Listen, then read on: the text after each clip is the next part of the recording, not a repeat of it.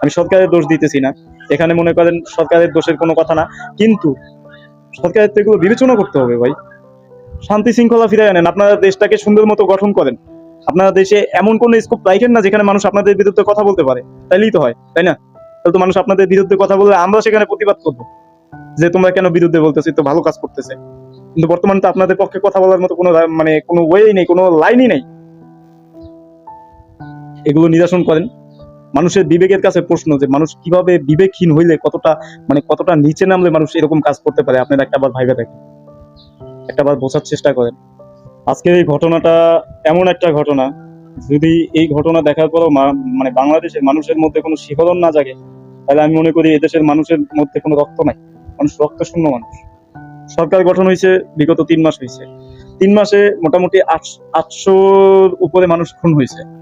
এরপর ধর্ষণের কথা বাতিল দিলাম, নির্যাতন নিপীড়ন হচ্ছে, এগুলো এগুলো কোনো কথা বলাই যাবে না, কেননা এই কথাগুলো বললে আপনি দেশদ্রোহী। আরে ভাই, আমরা দেশের নাগরিক না? দেশ সম্পর্কে কি আমরা কথা বলতে পারি না? আমাদের কি কোনো অধিকার নাই নাকি? আমরা দেশে বসবাস করি, এই দেশটা কিভাবে সুশৃঙ্খল হবে সে বিষয়ে আমরা কথা বলতে পারি না? আমরা কি মানুষ মানে মানুষ না নাকি? দেশ চলে মানুষ দিয়া, সেই মানুষই যদি দেশে না থাকে তাই আপনি সংবিধান দিয়ে কি করবেন? একের পর এক যদি মানুষ এভাবে শেষ হয়ে যায়, হ্যাঁ? মানুষের মধ্যে বিবেক বলতে তো কিছু নাই বর্তমানে, আছে?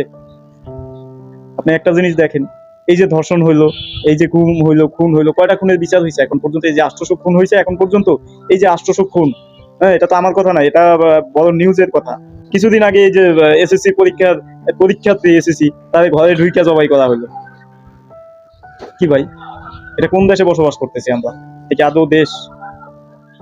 এখানে কি বসবাস করার মতো কোনো স্কোপ আছে, কোনো স্পেস আছে যেখানে আমি নিরাপদ, আমার আমার ছেলে মেয়ে, আমার বউ বাচ্চা, আমার মা, এরা নিরাপদ? কোনো স্পেস আছে বলেন? সরকার দলীয় লোকই যে এগুলো করতেছে তার তো কোনো মানে নেই। অন্যান্য লোকজন, আউটসাইডের লোকজন যারা সরকারের পক্ষে না বিপক্ষে না, এমন কিছু লোক আছে যারা এলাকার মধ্যে ঘুরে বেড়ায়, তাদের চিহ্নিত করেন আপনি, তাদেরকে চিহ্নিত করে ধরেন, তাদের আইনের আওতায় আনেন। এই যে যারা এইসব কাজ করতেছে, এমন কিছু কাজ দেখতেছি যে এই যে ভিডিও ফুটেজের মাধ্যমে কিছু কিছু খুন হইতেছে, তারা খুন করে এবং ভিডিও করে, টিকটক করে, এগুলা কি ধরা সম্ভব না? হ্যাঁ? আর আমি দেশের মানুষ হয়ে তেমন কোনো কথা বলতে পারবো না। কেন বলতে পারবো না? এগুলো বললেই আমি দেশদ্রোহী, অমুক সমুক, রাজাকার। আরে ভাই, আমরা কোনো দল করি বা না করি, বিপক্ষ করি বা যাই করি, আমরা আমরা তো দেশের মানুষ। দেশে একটা অকেরেজ হয়েছে, আমি সেটা নিয়ে কথা বলতে পারবো না? সেটা নিয়ে কথা বলার রাইট আমার নাই? আপনি তো সরাসরি বাক স্বাধীনতায় আঘাত করতেছেন। ন্যাশনাল একটা নিউজের কথা, এই 800 খুনের বিচার, কয়টা বিচার হয়েছে এখন পর্যন্ত? এটা আপনার মা বোনের কথা বাতিল দিলাম, ধরেন দূর সম্পর্কে কারোর সাথেও যদি এরকম একটা ঘটনা হয়, আপনি কি এর বিচার চাইতে পারেন না?